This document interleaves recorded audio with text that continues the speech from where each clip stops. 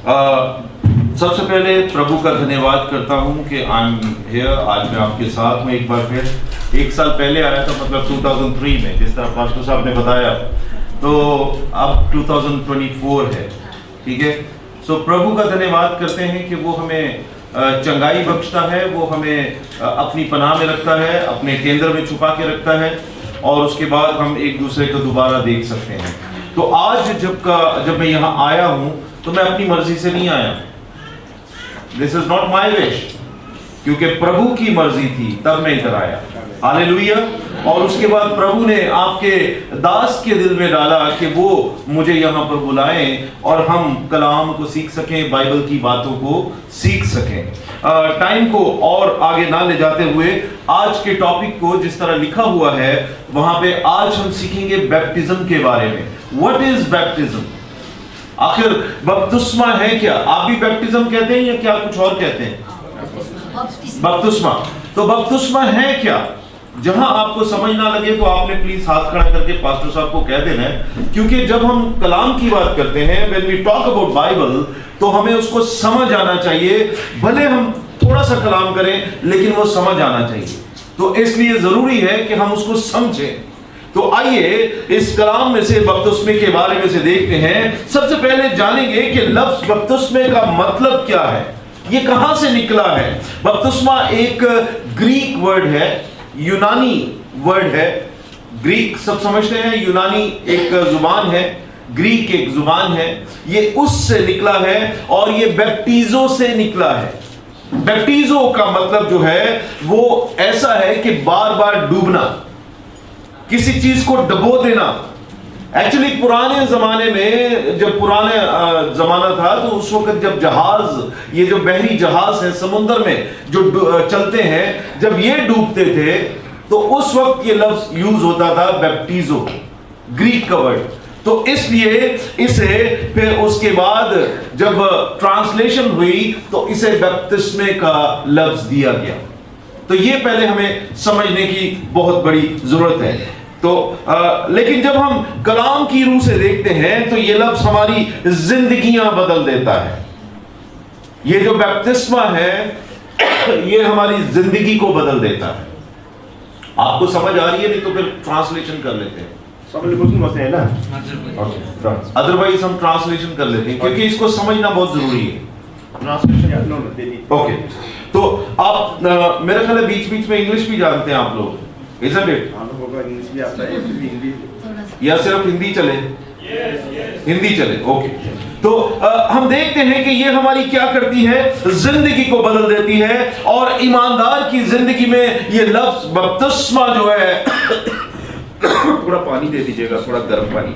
तो ये बपतिस्मा जो है ये हमारे क्या करता है, जिसमें हकीकी जब हम तौबा कर लेते हैं और बपतिस्मा अपने गुनाहों से माफी मांग लेते हैं, तो उसके बाद हम क्या करते हैं, बपतिस्मा लेते हैं, पानी में डूबते हैं, और ये हमें क्या कर देता है, बदल देता है। बपतिस्मा चेंज आवर लाइफ। बपतिस्मे से हम एक नया बन जाते हैं, एक नया शख्स बन जाते हैं। तो और तौबा करने वाले मुकम्मल तौर पर सर से लेकर पांव तक पानी में डूबकर बपतिस्मा लेते हैं। हालेलुया। एक्चुअली मैं भी कोई 2 हफ्ते मेरा गला सही नहीं रहा, तो इस वजह से मैं बस प्रभु के साथ इसी तरह ही घूंट घूंट लेके पानी का तो चलते रहते हैं। Thank you. तो जब हम पानी में डूब जाते हैं, अब बहुत से कलीसियाएं जो हैं दुनिया में, बहुत से चर्चेस जो हैं, दे हैव डिफरेंट उनके तरीके हैं जो कि बपतिस्मा नहीं है। कुछ बच्चों को, जो छोटे बच्चे होते हैं, उन पे ऐसे पानी मार देते हैं, क्रॉस लगा देते हैं पानी से, वो कहते हैं ये भी बपतिस्मा है। But in Bible there is nothing like this. कलाम में, बाइबल में इस तरह का कुछ भी नहीं है।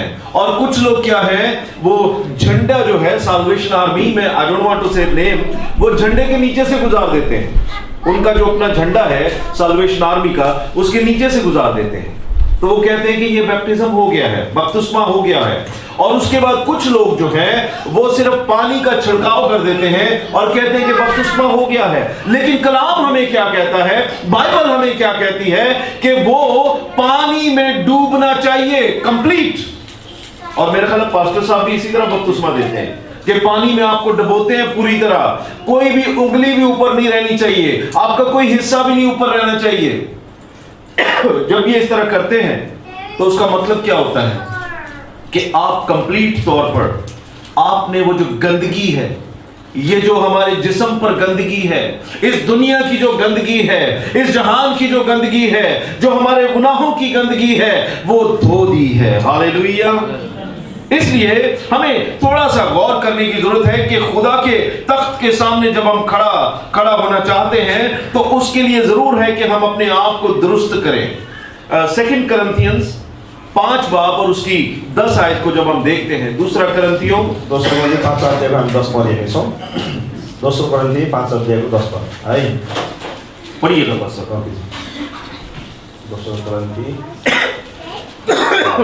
क्योंकि हमें बपतिस्मा जो है वो क्यों लेना जरूरी है। जब हम उसके भवन के सामने खड़े होते हैं, जब हम प्रभु के भवन के सामने खड़े होते हैं, तो ये चीज बड़ी जरूरी है। हम पढ़ेंगे इसको। ओके, यसो लेखेको छ, किनकि हामी सबै ख्रीष्टका न्याय आसनका सामुन्ने खडा हुनुपर्छ। यसरी शरीरमा हुँदा आफूले गरेको बमोजिम हरेकले असल वा खराब प्रतिफल पाउनेछ। 2 Corinthians 2 Corinthians 5 verse 10। Thank you so much. वहां लिखा है, क्योंकि जरूर है कि मसीह के तख्त अदालत के सामने जाकर हम सबका हाल जाहिर किया जाए, ताकि हर शख्स अपने उन कामों का बदला पाए जो उसने बदन के वसीला से किए हों, खा भले हो खा बुरे हो। वी हैव चेकलिस्ट, हमारा चेक एंड बैलेंस होना है। प्रभु के सामने हमारा चेक एंड बैलेंस होना है। प्रभु के सामने जब हमने जाना है, जब हमने उसके भवन के सामने जाना है, तो हमारा चेक एंड बैलेंस होना है। हमने जो भी काम किए होंगे, चाहे वो अच्छे हो चाहे बुरे हो, उनका चेक एंड बैलेंस होना बहुत जरूरी है। इस वजह से हम देखते हैं कि थोड़ा सा हम पैदाइश की किताब को, उत्पत्ति की किताब को देखेंगे।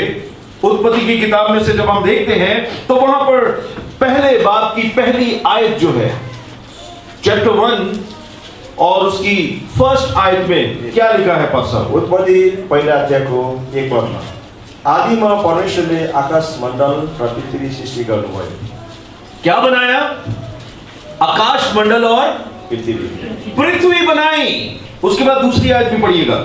पृथ्वी आकाश बिनाको र शून्य थियो, अथवा समुद्रमाथि अंधकार थियो र परमेश्वरको आत्मा, समंदर था और उसकी रूह क्या है? जुम्बिश करती थी, उस पर रोर करती थी, उस पर घूमती थी। किसकी? खुदा की रूह। उसके बाद जब हम 9 आयत में देखते हैं तो वहां पर क्या लिखा है? इसी बात की 9 आयत, 9 में कितना?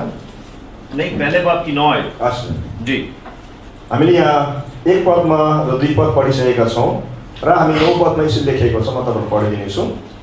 अनि परमेश्वरले भन्नुभयो, आकाश मुनि भएको पानी एक ठाउँमा जम्मा होस् र ओबानो भूमि देखा परोस्, तब त्यस्तै भइहाल्यो। क्या हुआ कि खुदा ने, जो हमारा प्रभु है, उसने देखा कि नीचे, आसमान के नीचे पानी है। और फिर उसने क्या कहा? जमीन, जब उसने देखा कि नीचे पानी है तो उसे जमा कर दिया एक जगह पे, और वो जो बाकी जो समुंदर है उसको एक जगह कर दिया, और जमीन जो है उसको खुश्की बनाया, जमीन अलहदा की उससे। तो जमीन कहां से निकल रही है? पानी से। कहां से निकल रही है? पानी से। पानी से। तो वो जो आज हम इस जमीन पे हैं, इस अर्थ पे हैं, ये कहां से निकली? पानी से। हम बाइबल में से पढ़ रहे हैं, खुदा के कलाम में से पढ़ रहे हैं। तो उस वक्त क्या होता है? खुश्की को जमीन और पानी जमा हो गया, जमीन जो है वो अलहदा हो गई।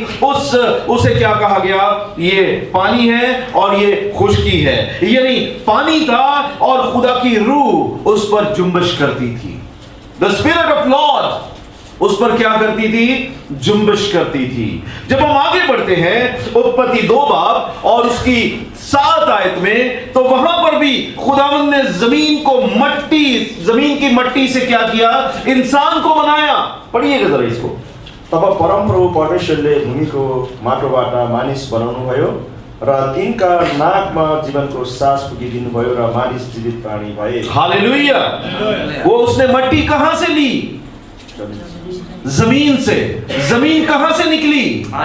पानी से। और उसी मट्टी से उसने क्या किया? एक पुतला बनाया और उसमें अपना क्या कर दिया? सांस फूंक दिया, अपना दम फूंक दिया, अपनी रूह फूंक दी, जो आज हम में है। हालेलुया। और आज हम उसकी रूह से जीते हैं।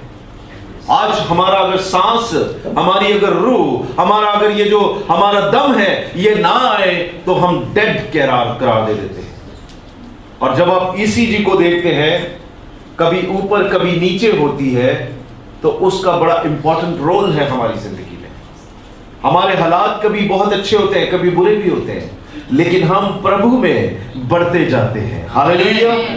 अगर हम स्ट्रेट हो जाए तो वी आर डेड, हम मरे हुए कहलाते हैं। डॉक्टर्स डिक्लेयर कर देते हैं ही इज डेड। इसी तरह हम जब ईमान में आते हैं, तो उस वक्त भी हम अगर स्ट्रेट चल रहे हैं तो हम डेड हैं। हमें प्रभु में आगे बढ़ते रहना है, हमें प्रभु में अपना खुदावंद में आगे बढ़ना है। अब क्या हुआ? इसीलिए जब हम बपतिस्मा लेते हैं तो बदन की मट्टी क्या होती है?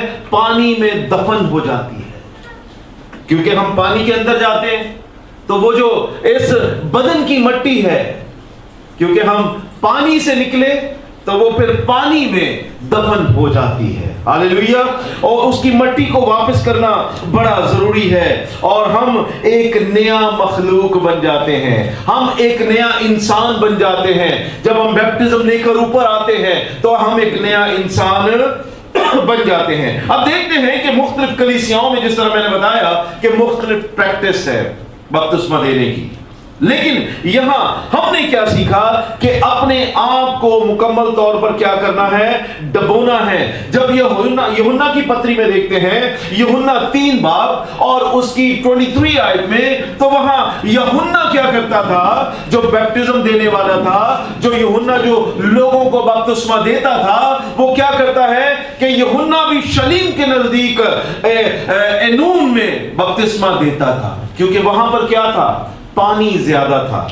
पानी का होना बहुत जरूरी है, और यह नहीं कि सिर्फ एक टब में पानी ले लिया जाए या बाथ टब में ले लिया जाए। पानी का ज्यादा होना। पढ़िएगा पासर 3 का 23 यूहन्नाले पनि सलामीको छेउ एनोनमा बपतिस्मा दिन्थे, किनकि त्यहाँ प्रशस्त पानी थियो, त्यहाँ मानिसहरू आउँथे र बपतिस्मा लिन्थे।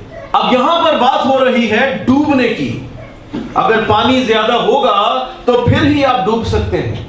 अगर पानी कम होगा तो मेरा ख्याल पास्टर वो काम नहीं बनेगा, कोई ना कोई हाथ पांव रह जाएगा बाहर, तो वो फिर क्या होगा? वो बपतिस्मा नहीं कहलाएगा।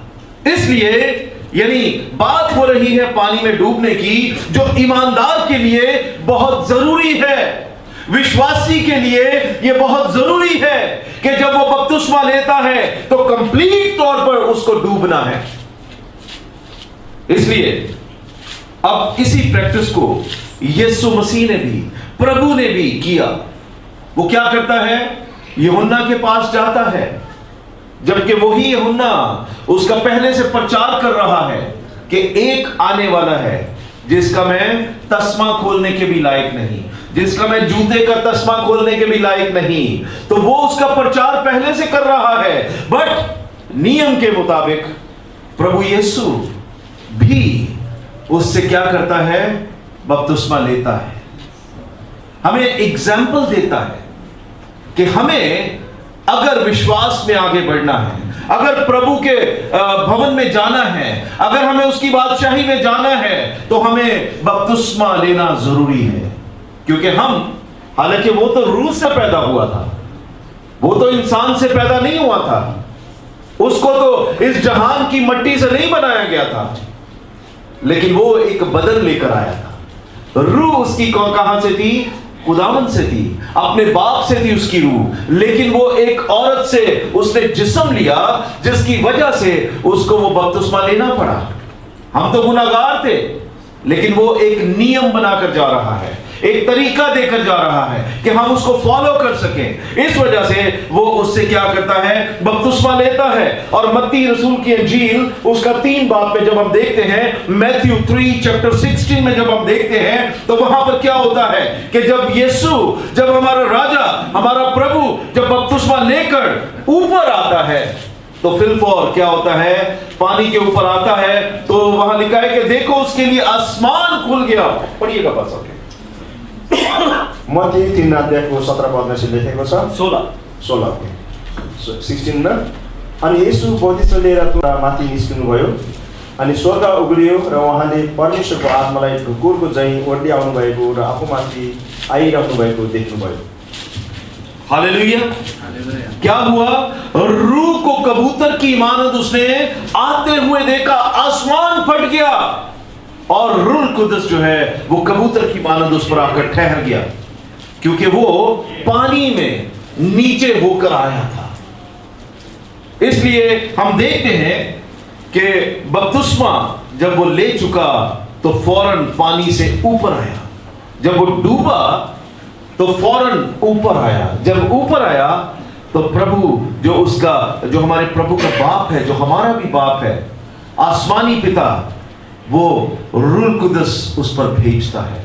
तो यहां पर हमें क्या सीखना है कि when we take baptism, जब हम बपतिस्मा लेते हैं तो रूह कुदस हमें, होली स्पिरिट जो है वो हमें इनाम में मिलता है, वो हमें गिफ्ट मिल जाता है, और उसके लिए, उस गिफ्ट के लिए इस अमल से होकर गुजरना जरूरी है। बपतिस्मा लेना बहुत जरूरी है। कुछ लोग कहते हैं नहीं कोई बात नहीं, ले लेंगे बाद में। Don't waste your time. कितने हैं जिन्होंने बपतिस्मा लिया हुआ है? बाकी जिन्होंने नहीं लिया वो अपने आप को तैयार करें। जिन्होंने नहीं लिया वो अपने आप को तैयार करें, क्योंकि वक्त बहुत कम है, समय बहुत कम है, प्रभु बहुत जल्दी आने वाले हैं। अपने आप को प्रभु यीशु के लिए तैयार करें। इसलिए जब हम आगे बढ़ते हैं तो हमें बपतिस्मे के लिए क्या चाहिए होता है? पानी चाहिए होता है। इससे पहले कि हम आगे बढ़े, एक और आयत पढ़ेंगे, रसूलों के कर्तव्य, एक्ट्स ऑफ अपोस्टल, उसका 8 बाब और उसकी 38 और 39 आयत। रसूलों के कर्तव्य, एक्ट्स 8 और उसका 38 और 39 वर्स। बता दीजिए सबको। प्रेरितों के पुस्तक 8 अध्यायको हामी 38बाट 39 पढ्नेछौँ। तिनले रथ रोक्न आज्ञा दिए, अनि फिलिप र ती नपुंसक दुवै पानीमा ओर्ले र तिनलाई बप्तिस्मा दिए। तर तब तिनीहरू पानीबाट बाहिर उक्लिआए, तब प्रभुको आत्माले फिलिपलाई पक्रेर लैजानुभयो र ती नपुंसकले उडेर फेरि देखेनन्, ती रमाउँदै आफ्नो बाटो लागे। क्या हुआ? फिलिपस जो है जब बपतिस्मा दे चुका उस ख्वाजा सरा को, वो जो ख्वाजा सरा था, उसको जब उसने बपतिस्मा दे दिया, वहां क्या था? पानी था। और जब बपतिस्मा दे चुका तो फिलिपस वहां से गायब हो गया, और ख्वाजा सरा देख रहा है कि कहां गया, क्योंकि खुदा का रूह वहां मौजूद था। और ख्वाजा सरा खुशी खुशी, क्योंकि उसने देखा अपनी आंखों से कि खुदावंद का रूह हम पर है, और वो खुशी खुशी लौट जाता है। हालेलुया। अब यहां पर देखना क्या है कि बपतिस्मा के लिए क्या है? पानी की जरूरत है। वो पानी जहां से जमीन को अलहदा किया गया, पानी वही चलता आ रहा है। कुछ लोग यहां पर सी साइड पर जाकर बैप्टिज्म लेते हैं, लेकिन कुछ यहां पर एतराज भी करते हैं कि यहाँ की जो गवर्नमेंट है उसके नियम के हिसाब से वहां पे नहीं जाना चाहिए। मतलब ऐसा कुछ है नहीं, लेकिन फिर भी कुछ लोग एहतियात करते हैं, तो हम क्या करते हैं, अपना हॉल्स बना लेते हैं चर्चेज में और वहां पर बैप्टिज्म देते हैं। लेकिन बात वहीं पे है, पानी की बात है कि पानी होना बहुत जरूरी है जिसमें आप डूब सकें। बपतिस्मा लेने वाले को मुकम्मल तौर पर पानी में डूबना ही है, क्योंकि ये ईमानदार की जिंदगी के जो पास्ट के जो गुनाह हैं उनसे पाक होने का इकरार करती है। We submit ourselves, हम अपना आप जो है वो प्रभु को देते हैं कि हम अपना आप तुझे देते हैं, हम सब गुनाहों को त्यागते हैं और हम तुझे अपनाते हैं और हम उन गुनाहों को उधर नीचे दफन कर देते हैं पानी के नीचे। अब जब हम देखते हैं कि और उसके बाद क्या होता है कि हम प्रभु की कलीसिया, उसके चर्च के रुकन बन जाते हैं और प्रभु के बेटे और बेटियां बन जाते हैं। हालेलुया। जिस तरह आप लोगों ने बपतिस्मा लिया है, आप प्रभु के बेटे और बेटियां बन गए हैं। हालेलुया। और यही वजह है कि आपको जो रूल कुदस है, होली स्पिरिट जो है, वो आपको इनाम में मिला हुआ है, आपको गिफ्ट मिला हुआ है। और मैं इसीलिए कह रहा हूं कि व्हेनेवर आई कम, जब भी मैं आता हूं तो मैं बड़ा ब्लेस्ड होके जाता हूं, क्योंकि आप जिस तरह आपके शोले हैं ना, इस तरह आप भरे हुए हैं। आपकी कलीसिया फायर है, प्रभु की फायर यहां से निकलती है। क्यों? बिकॉज आप लोगों ने उस इनाम को पाया है। हालेलुया।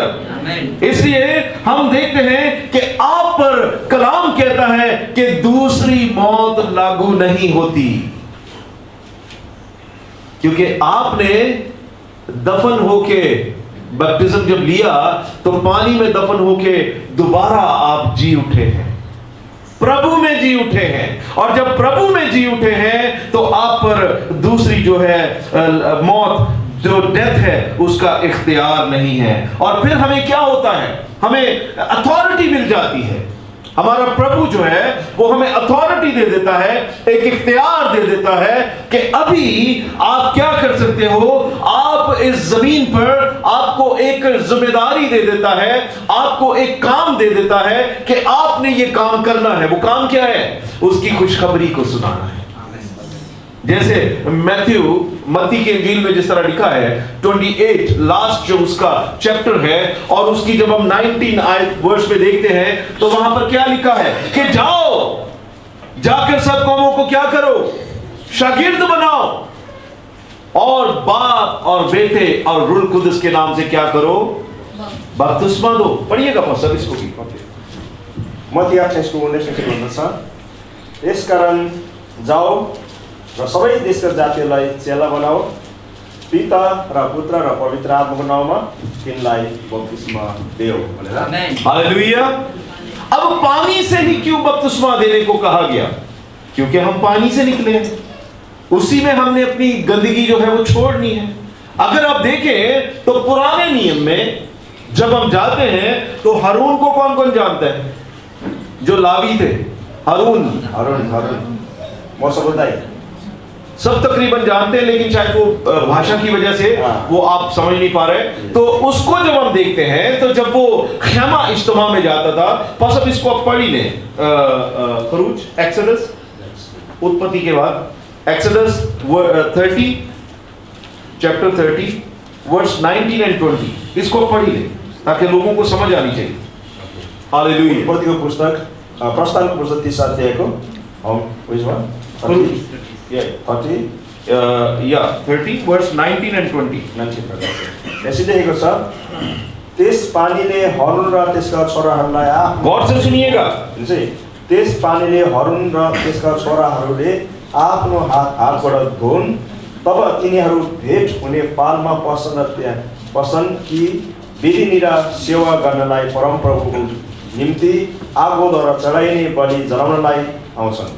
हालेलुया। आप समझे बात को कि शुरू से भी उस वक्त अभी बैप्टिज्म इस तरह नहीं था कि हम पानी में जाके डूब के आ रहे हैं, लेकिन उनको अपने आप को पाक करना पड़ता था। जब वो हैकल में जाते थे तो उनको अपने आप को पाक करना पड़ता था, अपने आप को साफ करना पड़ता था, और ये बड़ा लाजिम था ताकि वो कहीं मर ना जाए अंदर।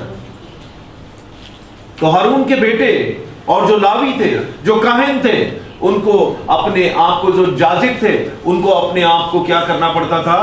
पाक करना पड़ता था, धोना पड़ता था, पानी से धोना पड़ता था। इसलिए लाजिम है कि हम पानी से अपने आप को धोएं, अपने आप की धूल मट्टी को पाक करें और साफ करें और अपने आप को पाक करें। और फिर जब हम कुलसियों में देखते हैं, कुलसियों की पत्री में, नया नियम में 2 बाब के और उसकी 11 और 12 आयत को देखते हैं, तो वहां पर भी खुदावंद का कलाम हमें इस तरह बताता है कि उसी के साथ हमने क्या किया है? बपतिस्मे में दफन हुए हैं। किसके साथ? मसीह यीशु के साथ, अपने प्रभु के साथ। अभी पास्टर साहब पढ़ेंगे तो आप और समझेंगे। कुलसियों 2 का 11 और 12। कलसीको पुस्तक 2 अध्यायको 11 र 12 में लेखेको छ, ख्रिस्टको खतनामा पापमय स्वभावको देहलाई त्यागेर हात बिना गरिएको खतना उहाँमा तिनीहरूको खतना भएको थियो। 19-12 पद, बप्तिस्मामा तिमीहरू उहाँसँग गाडिएको थियो र मरेकाहरूबाट उहाँलाई जीवित पार्नु हुने परमेश्वरको कार्यमा विश्वास राख्नाले यही बप्तिस्मा तिमीहरू पनि उहाँसँगै जीवित पारियो। हालेलुया। बपतिस्मा क्या है?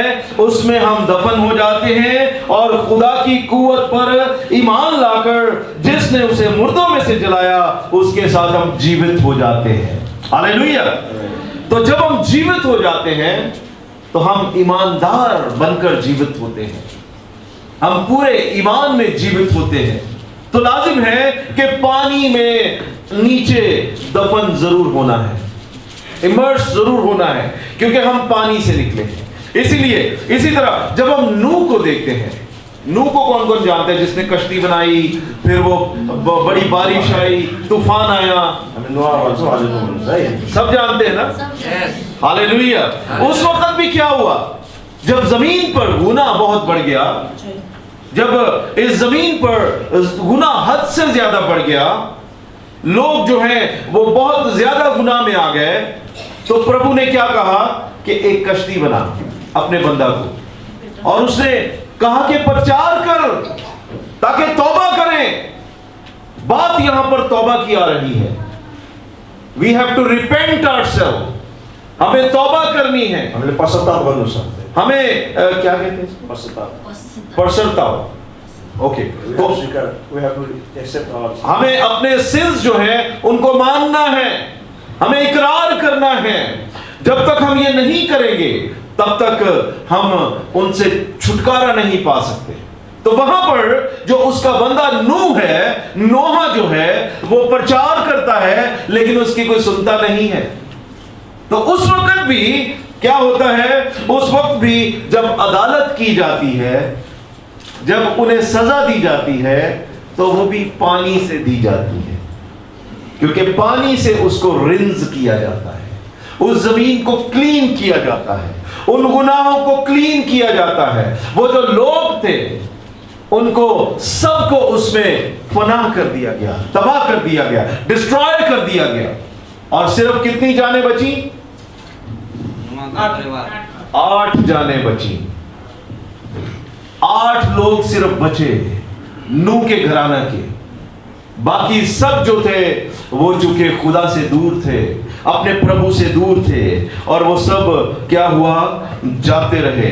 इसी तरह जब हम पहला पतरस और उसकी वहां पर लिखा हुआ है, हम पढ़ेंगे पहला पतरस उसका 3 बाब जब देखते हैं, 1 Peter 3 verse 20 and 21, 20 और 21 आयत को पढ़ेंगे। पहिलो पत्रुस 2 अध्याय है, सेकंड 3 बाब 3 अध्याय को हामी 20। वहां पर भी जो है खुदा का बंदा पिछले जमाने की बात कर रहा है। ओके, 20-21 है जी। उसले लेखेको छ पहिलो पत्रुस 3 अध्यायको 20 मा, ती आत्माहरूले प्राचीन कालमा आज्ञा पालन गरेनन्, तब नोआका समयमा जहाज बनाउँदा परमेश्वरले धैर्य धारण गरी पर्खिनु भएको थियो। त्यस जहाजमा थोरै 8 जना मात्रै पानीद्वारा बचाइए। यही पानी बप्तिस्माको एउटा रूप हो जसले तिनीहरूलाई बचाउँछ र यो शरीरको मैलो हटाए जस्तै होइन, तर शुद्ध विवेकको निम्ति परमेश्वरतर्फको एउटा प्रतिज्ञा हो।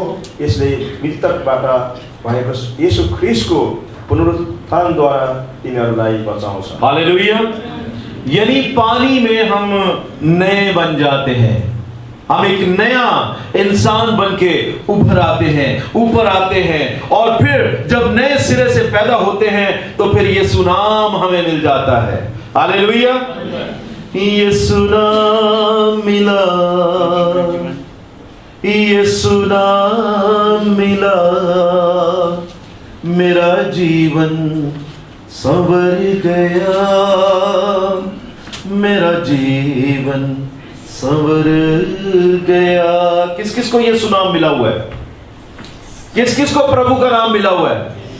उसके प्रभु के नाम से ही हमारा जीवन क्या हुआ है? संवरा है। उसके प्रभु नाम से ही आज हम जिंदा हैं, उसके प्रभु नाम से ही आज हम सांसें ले रहे हैं। इसलिए अजीजों, हमें अपने इस नाम को कभी अपने से दूर नहीं करना। और आज वो नाम हमारी क्या बन चुकी है? आइडेंटिटी। आज मेरे भाई जो हैं, ये पास्टर हैं, ये इनकी आइडेंटिटी है, बिकॉज ये यीशु नाम का प्रचार करते हैं। आज आप लोग हैं, आप यीशु नाम को उसको लेकर चलते हैं, तो आपकी एक आइडेंटिटी है। जरा अपनी जुबान में बता दीजिए। प्रभु यीशु ख्रीष्टमा हाम्रो आइडेन्टिटी यानी हाम्रो परिचय पाएको छ। पहिचान परिचय हाम्रो जुन भएको छ नि त होइन, हाम्रो जस्तो हामी विश्वासी हौँ र हामीले के पाएका छौँ? यीशुको नामबाट हामीले विश्वासी भएको एउटा पहिचान, एउटा परिचय पाएका छौँ। हालेलुया। आज वो हमारी पहचान है।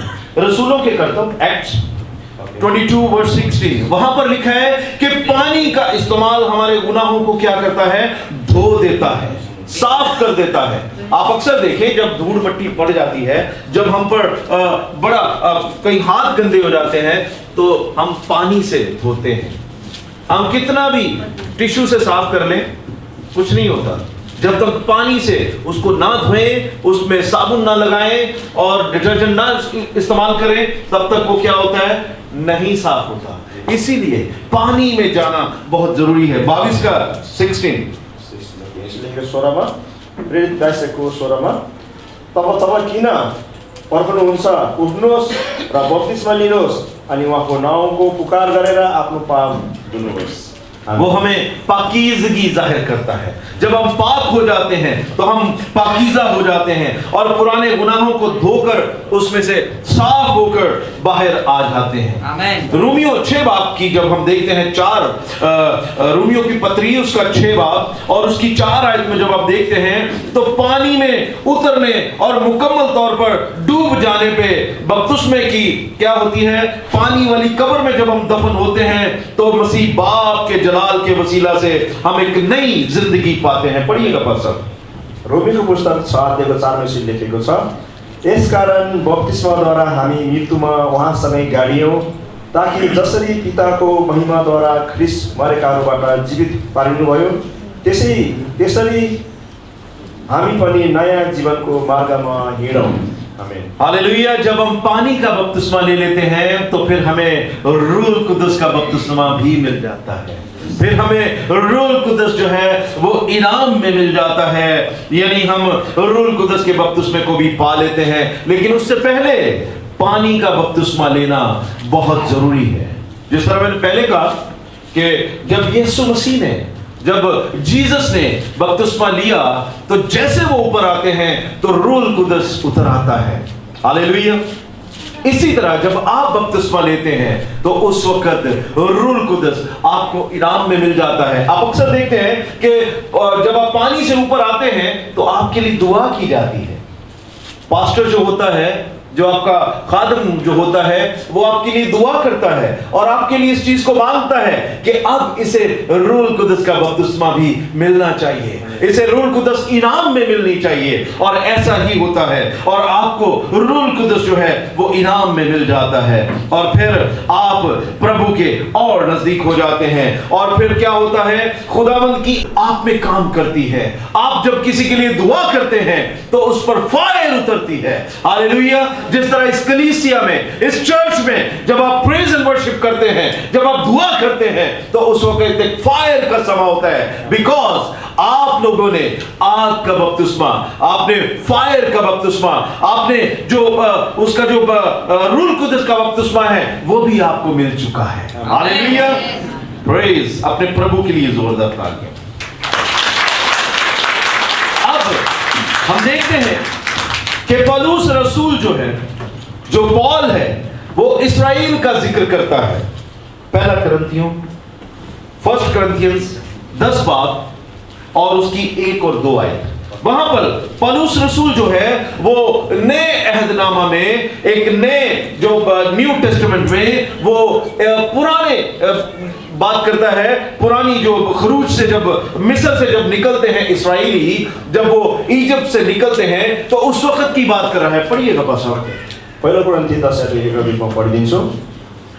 भाइ हो, तिमीहरूले यो कुरा जान भनी म चाहन्छु कि हाम्रो पुर्खाहरू सब बादल मुनि थिए र सबै समुद्रको बीचमा भएर गए, अनि मौसममा तिनीहरू सबैले बादल र समुद्रमा बत्तीसमा पाएका थिए। कौन से समुद्र में से? अभी आपने सुना, कौन सा समुद्र था? बादल नहीं, रेड सी था। हाँ जी। तो अब क्या हो रहा है कि जो इस्राएली हैं, जो लोग वहां पर बंदी बनाकर रखे गए थे, जब वो निकलते हैं तो उन्हें एक नए मुल्क में ले जाने से पहले, उन्हें एक उस जगह पर ले जाने से पहले प्रभु क्या कर रहा है, उनको जब समुद्र से निकाल रहा है तो वो इनका एक बैप्टिज्म हो रहा है, क्योंकि ऊपर बादल है, नीचे वो समुद्र के नीचे हैं, साइडों पे बड़ी बड़ी वॉल्स पानी की लग चुकी हैं, और वो वहां से गुजर रहे हैं। उनको क्लीन कर रहा है, उनको पाक कर रहा है, क्योंकि वो अपने घर में पाकीज़गी चाहता है, वो अपने घर में होलीनेस चाहता है, वो अपने घर में हमें गंदा नहीं देखना चाहता, वो अपने घर में हमें गुनाहों से लेस नहीं देखना चाहता, वो चाहता है कि हम पाक होकर उसके घर में आए। हालेलुया। यही वजह है कि एक लिहाज से हम उनको देख सकते हैं कि वो पानी के अंदर थे।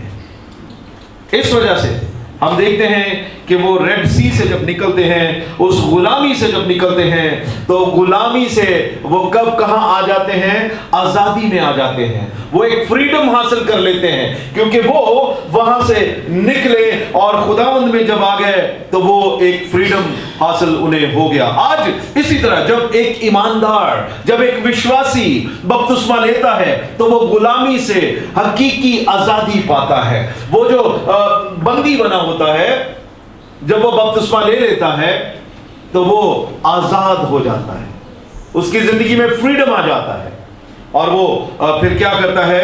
उसकी पुरानी इंसानियत जो होती है, रोमियो 6 बाब और उसकी 6 आयत, उसकी जो पुरानी जो इंसानियत होती है, वो जो एक पुराना इंसान होता है, वो जाती रहती है और वो एक नया बदन पा लेता है। हालेलुया। रोमी 6:40 भन्दछ, हामी जान्दछौँ कि हाम्रो पुरानो मनुष्य त उहाँसँग क्रुसमा टाँगियो, ताकि हाम्रो पापमय शरीर नाश होस् र अब उसो हामी पापको कमारा नहौं। आमेन। ताकि हम आगे चलकर उस गुलामी में ना पड़े। इसलिए अजीजों, बपतिस्मे के लिए जो है बाइबल का सबसे पहला असूल क्या है, पहला रूल क्या है कि हमें तौबा करनी है। रिपेंट, इकरार करिए अपने प्रभु के सामने, तौबा करिए। अगर आपको कई मुश्किल है, हमारी सिस्टर बैठी है, आप में एल्डर्स भी हैं, हमारे पासवान हैं, यहाँ पर पास्टर्स हैं, इनसे राब्ता कीजिए कि पास्टर मुझे कोई डिफिकल्टी हो रही है, प्लीज हेल्प मी आउट, कि मैं इससे कैसा छुटकारा पाऊं। तो आप तौबा कर सकते हैं, अपने गुनाहों पर पशेमान हो, परेशान हो, उनसे छुटकारा हासिल करें कि मैंने गुप्त में छुप के ये गुनाह किए हैं, मुझसे शराब नहीं छूट रही है, मुझसे पोर्नोग्राफी नहीं छूट रही है, मैं बुत परस्ती करता हूं। और बुत परस्ती जो है वो ये नहीं कि हम सिर्फ स्टैचू के सामने झुक जाएं, बुत परस्ती वो भी है कि जब हम फोन को नहीं छोड़ते, जब हम मूर्ति पूजा, ये भी मूर्ति पूजा है, और फिर हम जब टीवी को ज्यादा टाइम देते हैं, ये भी बुत परस्ती है, मूर्ति पूजा है। तो इसलिए जरूरी है कि आपको इस मूर्ति पूजा से निकलना है। जब आप इससे निकलेंगे तो फिर आप प्रभु में और बढ़ेंगे। इसलिए अजीजों, अपने आप को जांचना है, और आप अगर चाहते हैं तो फिर हम रोमियो की पत्री ही 8 बाब और उसकी 14 आयत को देखेंगे।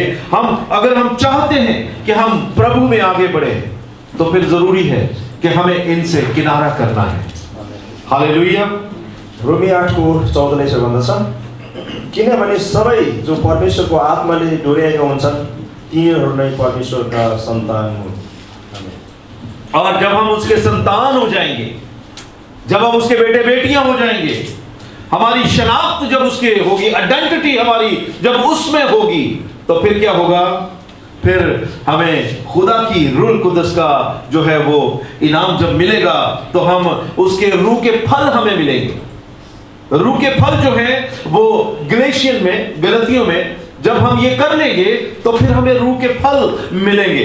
गलतियों की किताब में जब हम देखते हैं गलेशियंस 5 बाब और उसकी 22 और 23 आयत में, वहां पे रूह के फल आपको मिल रहे हैं कि आपको क्या जो है फ्रूट्स जो है वो कौन से हैं, होली स्पिरिट के फ्रूट्स। तो पढ़ेंगे हम गलतियों 5 बाब उसकी 22 और 23 आयत। गलतीको पुस्तक 5 को 22 र 23 यहाँ पवित्र आत्मा फलबारे लेखेको छ। तर पवित्र आत्मा फल चाहिँ प्रेम, आनन्द, शान्ति, धैर्य, हालेलुया, गौर से सुनिएगा, विश्वस्तता, त्यसपछि नम्रता, स्वयं हुन्। यस्ता कुराहरूको विरुद्धमा कुनै व्यवस्था छैन। क्या क्या है जो पास्टर साहब ने पढ़े हैं? प्रेम भी है, प्यार है, सबसे पहले आनंद है, प्रेम है। हम प्रेम रखते हैं? हम तो सिर्फ चर्च में जब आते हैं, हाय प्रेज द लॉर्ड, जैसे हम चर्च से बाहर जाते हैं, I don't know who is he, ऐसे ही है ना, हम पहचानते भी नहीं है। हमें इस प्रेम को इस तरह रखना है जैसे पहली कलीसियां जो फर्स्ट चर्च थे, जब पलूस रसूल जब खिदमत में था, उस चर्च की तरह हमें प्रेम को रखना है, और दिल में अपने बहन भाइयों की जगह रखनी है कि हम उनके लिए अगर कुछ कर सकते हैं तो हम करें। जरूरी नहीं है कि आप उनको पैसा देके फिर ही खुश कर सकते हैं, आप उनके साथ शेयर कर सकते हैं बातों को। शायद आज कोई बहन, कोई बेटा, कोई बेटी आज बड़ी परेशान हो, उसके दिल में कोई बोझ हो और वो परेशान हो, लेकिन जब आप उससे बात करेंगे, when you talk to him or her, तो उसका बोझ हल्का होगा। इस तरह आपने उसमें आगे बढ़ना है, और बड़ा जरूरी है जब हम इन चीजों को लेकर आगे चलते हैं तो फिर क्या होता है, खुदावंद में हम आगे बढ़ते चले जाते हैं। इसी तरह गलेशियंस में 4 बाब की 19 आयत को जब हम पढ़ते हैं तो उसको भी हम देखते हैं, वहां लिखा है कि आए मेरे बच्चों, प्रभु क्या कह रहा है? आए मेरे बच्चों। पढ़िएगा पास्टर, गलतियों 4 की 19 लेखेको छ, मेरो साना बालक हो, ख्रिस्ट तिमीहरूमा नबनिनु भएसम्म म फेरि प्रसव पीडामा छु। पीड़ा में कब तक है? जब तक आप मसीह में अपना आप नहीं रख लेते, तब तक वो पीड़ा में है। बिकॉज उसने अपना आप सलीब पर दे दिया, उसने अपने आप को हमारे लिए, हमारे वास्ते उसने अपने आप को सलीब पर लटका दिया, अपना खून बहाया, अपनी रक्त को बहाया, इसलिए उसको पीड़ा है। अगर आज भी हम दुनिया की रंगरलियों में हैं, अगर आज भी हम इस दुनिया के चक्रों में हैं, तो उसको दर्द महसूस होती है। इसलिए आज हमें सोचना है, खुदा की रूह कुदस का होना हमारी क्या है? जमानत है। क्या कहते हैं आप जमानत को? जमानत मतलब I am taking your responsibility. के भन्छ हामीले जस्तै अब कसको जिम्मेवारी जिम्मेवारी। तो खुदा का रूह कुदस जो है वो अपनी जिम्मेवारी ले लेता है। जब हम उसका रूह मिल जाता है तो हम खुदावंद की जिम्मेवारी में आ जाते हैं, उसकी प्रोटेक्शन में आ जाते हैं कि जब मसीह वापस आएगा, when he is coming back, because he is coming back very soon, वो बहुत जल्द आने वाला है, तो फिर क्या होगा? हमारा ये जो बदन है ये जाता रहेगा, ये फना हो जाएगा, ये खत्म हो जाएगा और हम रूहानी तौर पर एक नया मखलूक बनकर एक नई जिंदगी पाएंगे, एक नया जिस्म पाएंगे जो रूहानी होगा। और फिर क्या होगा? हम उसके साथ उठाए जाएंगे। इसको हम पढ़ेंगे 2 Corinthians, 2 Corinthians 5 बाब और उसकी 4 और 5 आयत को पढ़ेंगे। ये दो आयत हैं, इनको पढ़ के इसका इख्तिताम करेंगे। आखिर में बस हम पहुंच चुके हैं। 2 Corinthians 5 बाब उसकी 4 और 5 आयत पास्टर पढ़ेंगे। ओके, 2 Corinthians 5 अध्यायको 4 बाबमा पढिदिन्छु।